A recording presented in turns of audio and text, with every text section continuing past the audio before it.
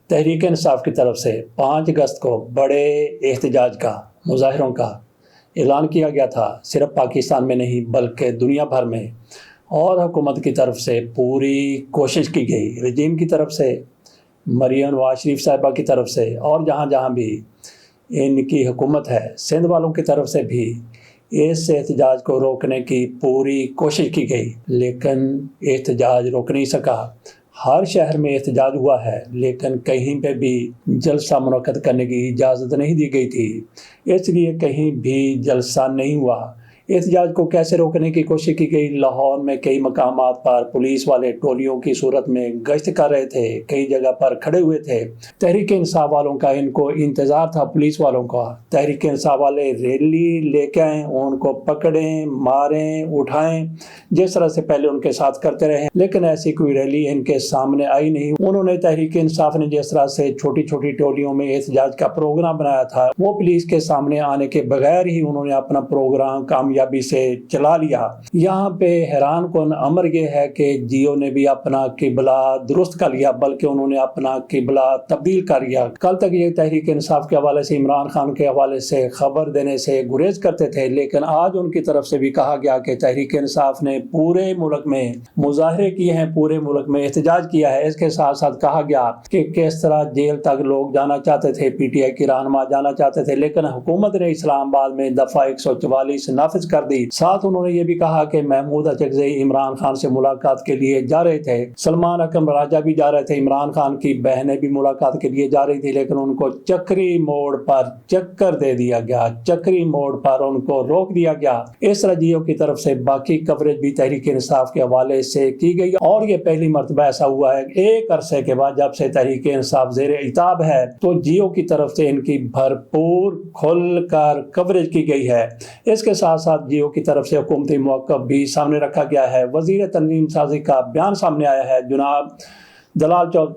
طلال چودھری صاحب کا موقف سامنے ہے۔ انہوں نے قومی اسمبلی میں تقریر کرتے ہوئے کہا، انہوں نے بڑھ کے لگائیں، وہاں پہ ان کی ناسوں سے، ان کے ناک سے غصے میں اشتعال میں آ کے دھواں نکل رہا تھا۔ حالانکہ ایسی کوئی بات اشتعال والی، غصے والی بالکل بھی نہیں تھی، لیکن ان کے کانوں سے بھی دھواں نکل رہا تھا، ان کے ناک سے بھی دھواں نکل رہا تھا، ان کی آنکھیں بھی سرخ ہو رہی تھی۔ وہ کہہ رہے تھے کہ تحریک انصاف کا، مجھے رات کو پتہ چلا 10 بجے کہ یہ جیل جانا چاہتے ہیں، جیل کے دروازے پر جا کے یہ احتجاج کرنا چاہتے ہیں، تو ہم کسی کو جیل پر حملہ کرنے کی اجازت نہیں دیں گے۔ گویا طلال چودھری صاحب یہ سمجھ رہے تھے کہ یہ تحریک انصاف والے جیل پر حملہ کریں گے جا کے، تو کیا پہلے تحریک انصاف کی طرف سے کبھی جیل پر حملہ کرنے کی کوشش کی گئی ہے؟ بہرحال طلال چودھری صاحب جس طرح سے وہ تنظیم سازی کرتے ہیں، ان کو کچھ لوگ تنظیم الحق کہتے ہیں اور کچھ لوگ ان کو وزیر تنظیم سازی کہتے ہیں۔ جس طرح سے انہوں نے تنظیم سازی کی تھی، اسی طرح سے ان کی پوری زندگی دنیا کے سامنے ہے۔ اور پھر حیران کن بات یہ ہے کہ مریم نواز شریف صاحبہ ان کو بھی اپنے پاس بٹھاتی ہیں، اپنے ساتھ چلاتی ہیں، اور ان کو نائب وزیر داخلہ بنایا ہے۔ مریم صاحبہ کی ضد پر گیا ہے۔ اسی طرح سے پرویز رشید صاحب، ان کے کردار کے بارے میں بھی دنیا کو پتہ ہے کہ کس طرح سے ان کی ویڈیو سامنے آئی تھی، اور وہ بھی مریم نواز شریف صاحبہ کے بہت قریب ہوتے ہیں، مریم نواز شریف صاحبہ کے وہ بھی انکل ہیں۔ تو بات ہم کر رہے تھے کہ تحریک انصاف کی طرف سے جس طرح سے احتجاج کا اعلان کیا گیا تھا، مظاہروں کا اعلان کیا گیا تھا، اس میں تحریک انصاف اپنے تائیں پاکستان کے اندر کامیاب ہو گئی، اور پاکستان کے باہر بھی یہی کہا جا رہا ہے کہ ان کے کامیاب ترین مظاہرے ہوئے ہیں۔ تحریک انصاف کی طرف سے ایک اور ایسا کام کیا گیا، ایک اور ایسا اقدام اٹھایا گیا ہے جس کی قطعی طور پر حمایت نہیں کی جا سکتی۔ کچھ لوگ اس کو اہم کارنہ اقدام قرار دیتے ہیں۔ کہا گیا ہے کہ عمران خان نے کہا ہے کہ کسی بھی آئندہ ضمنی الیکشن میں حصہ نہیں لیا جائے گا۔ عمران خان کو شاید یہ ہے کہ یہ الیکشن جو بھی ہوں گے، جو بھی ضمنی الیکشن ہوگا، اس میں تحریک انصاف کو ہرا دیا جائے گا، تحریک انصاف کے ساتھ دھاندلی کی جائے گی، فارم 47 ایک مرتبہ پھر مسلط ہوتا ہوا نظر آئے گا۔ اس لیے عمران خان کی طرف سے سوچا گیا کہ بہتر ہے کہ الیکشن میں حصہ ہی نہ لیا جائے۔ ویسے مجھے شک ہے کہ عمران خان ایسا فیصلہ نہیں کر سکتے، لیکن باہر یہی خبریں آئی ہیں کہ عمران خان کی طرف سے ایسا فیصلہ کیا گیا ہے، اور بلا تردد فیصلے کے بارے میں کہا جا سکتا ہے کہ یہ احمقانہ فیصلہ ہے۔ یہ اسی طرح کا فیصلہ ہے جس طرح کا فیصلہ عمران خان کی طرف سے اس موقع پر کیا گیا تھا جب عدم اعتماد کی تحریک ان کے خلاف آئی تھی، وہ کامیاب ہو گیا اور عمران خان نے اپنے سارے ساتھیوں سے استعفیٰ دلوا لیا اور پھر ان کو کھلا راستہ مل گیا، واک اوور مل گیا اس حکومت کو۔ اپنی مرضی سے انہوں نے سارے عہدے پورے کیے، الیکشن کمیشن بھی ان کی مرضی سے بن گیا، ممبر اپنی مرضی سے بن گئے، اور وہ جو چند چڑھا رہے ہیں وہ پوری دنیا کے سامنے ہے۔ ایک عمران خان صاحب کی طرف سے، تحریک انصاف کی طرف سے وہ بہت بڑا بلنڈر کیا گیا۔ دوسرا ایسا ہی بلنڈر ان کی طرف سے پنجاب اسمبلی سے اور خیبر پختونخوا اسمبلی سے اپنے ممبروں کو مستعفی کروانا تھا، اور اس کی ٹیسیں ابھی تک یہ لوگ محسوس کر رہے ہیں۔ بالکل ایسا ہی فیصلہ ان کی طرف سے یہ کیا گیا ہے کہ اگر واقعی فیصلہ کیا گیا، عمران خان کی طرف سے فیصلہ کیا گیا ہے، تحریک انصاف کی طرف سے فیصلہ کیا گیا ہے کہ ہم نے کسی ضمنی الیکشن میں حصہ نہیں لینا، گویا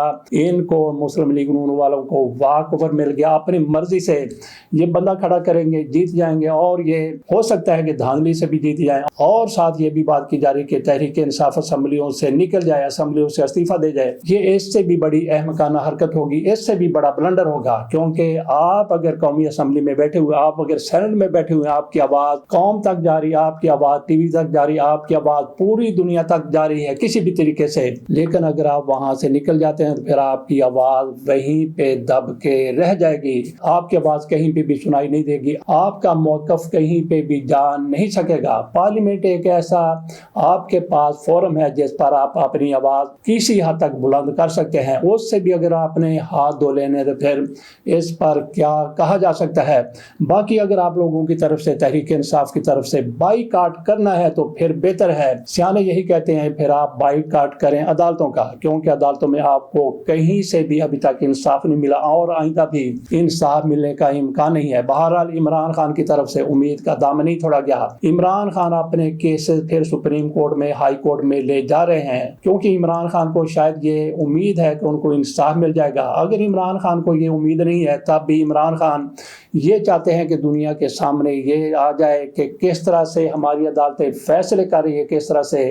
انصاف کا ترازو ایک سائڈ پہ اونچا کر دیا گیا اور دوسری سائڈ پہ جھکا کے رکھ دیا گیا ہے۔ مراد علی شاہ کو آپ جانتے ہوں گے، یہ سندھ کے وزیر اعلیٰ ہیں، ان کی طرف سے اپنے آئی جی سے کہا گیا ہے مانگ کیا مانگتا ہے، بتا کیا چاہیے، یہ مراد علی شاہ صاحب کی طرف سے آئی جی کو کہا، اور اس کے ساتھ وہ کہتے ہیں کہ کراچی کی صورتحال انتہائی بدتر ہے، پولیس وہاں پہ کیا کرے، انہوں نے کہا کہ آئی جی ہمیں بتائے کہ جو کچھ ان کو چاہیے ہم اس کو پرووائڈ کر دیں گے، کراچی میں بالکل بد امنی ہے، یہ ان کی طرف سے مراد علی شاہ صاحب کی طرف سے کہا گیا ہے۔ آئی جی کو آپ نے کیا دینا ہے، ان کو جدید ترین اسلحہ دے دیں، ان کو مزید نفری بھی دے دیں، لیکن جب تک ان کی سوچ درست نہیں ہوتی، جب تک ان کو اس طرح سے تیار نہیں کیا جاتا کہ مجرموں کے ساتھ یہ نہ مل جائیں، تب تک آپ جو کچھ بھی ان کو دے دیں، جو بھی ان کے مطالبات پورے کر دیں، جو بھی ان کی ڈیمانڈ مان لیں، جس طرح سے وہ کہتے ہیں کہ ماں کیا مانگتا ہے، جو بھی مانگ لیں ان کو دے دیں، اس وقت تک کراچی میں امن قائم نہیں ہو سکتا۔ ان کی فوجی طرز پر پولیس کی تربیت کی ضرورت ہے، اور پھر یہاں پہ یہ بھی دیکھنا ہے پنجاب میں کتنے زیادہ جرائم تھے، ہر روز ڈکیتیاں ہوتی تھی، چوریاں ہوتی تھیں، اور اس کے ساتھ ساتھ ڈکیتیوں کے دوران، چوریوں کے دوران خواتین کے ساتھ زیادتی بھی کی جاتی تھی۔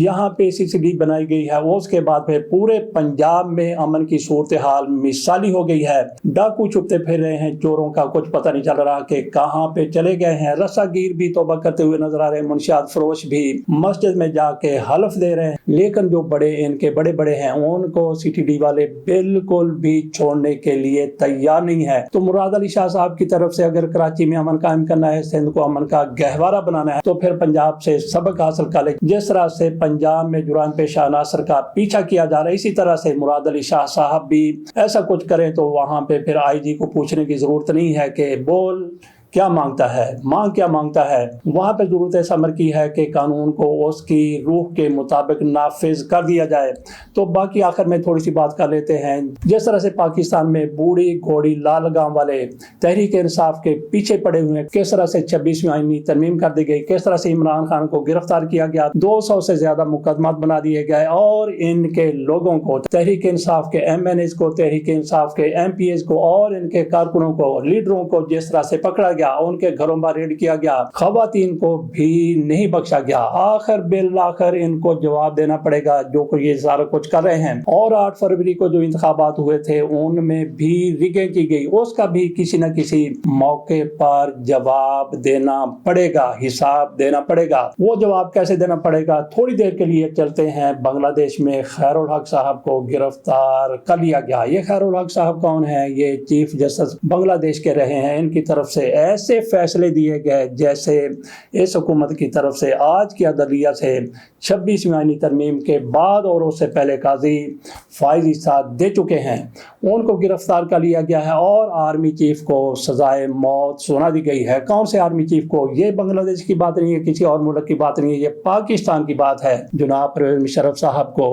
आइन शिकनी पर जो कुछ आज के लोग आइन शिकनी कर रहे हैं उसी तरह से उन्होंने भी आइन शिकनी की थी और उनको भी अदालत की तरफ से सजाए मौत दे दी गई थी। खैरुल हक को वहां पे गिरफ्तार कर लिया गया है। मेरा ख्याल है कि मुझे 1-2 सत्रों में बता देना चाहिए कि खैरुल हक कौन थे, उन्होंने क्या किया था। उससे आपको फिर आसानी हो जाएगी मुवाजना करने में कि आज के जज साहिबान, आज के बड़े बड़े अफसर, आज के ब्यूरोक्रेट जो कुछ कर रहे हैं और अता तारड़ जैसे लाल लगाम वाले क्या कुछ कर रहे हैं, तो इनको कल भुगतना पड़ सकता है। जरा मुलाहिजा कीजिए खैरुल हक साहब ने क्या किया था। खबर कुछ यूं है कि बांग्लादेश में शेख मुजीब कत्ल केस समेत अहम केसेस का फैसला सुनाने वाले सबक चीफ जस्टिस ABM खैरुल हक को गिरफ्तार कर लिया गया। ढाका पुलिस ने कहा कि सबक चीफ जस्टिस से तफ्तीश जारी है, इनके खिलाफ मुतअद्दिद मुकदमा दर्ज हैं। याद रहे कि खैरुल हक 2010 में मुल्क के 19वें चीफ जस्टिस के तौर पर तैनात हुए थे। अपनी अदालती मुद्दत के दौरान उन्होंने कई अहम फैसले सुनाए जिनमें सबसे नुमायां निगरान हुकूमत के निज़ाम को ख़त्म करने का तारीखी फैसला था। रिटायरमेंट के बाद 2013 में उन्हें लॉ कमीशन का चेयरमैन मुकर्रर किया गया। ताहम गुज़श्ता साल 5 अगस्त को अवामी लीग हुकूमत के खात्मे के बाद उन्होंने 13 अगस्त को अपने से इस्तीफा दे दिया था। और इन पर एक ये भी है कि ये किसी नौजवान के कत्ल में भी खैरुल हक साहब मुलव्वस है और आज की रजीम वाले केस में मुलव्वस नहीं है। कल इनको कैसे हिसाब देना पड़ेगा, जरा खैरुल हक की हिस्ट्री इनके सामने होनी चाहिए। इजाज़त दीजिए, अल्लाह हाफिज़।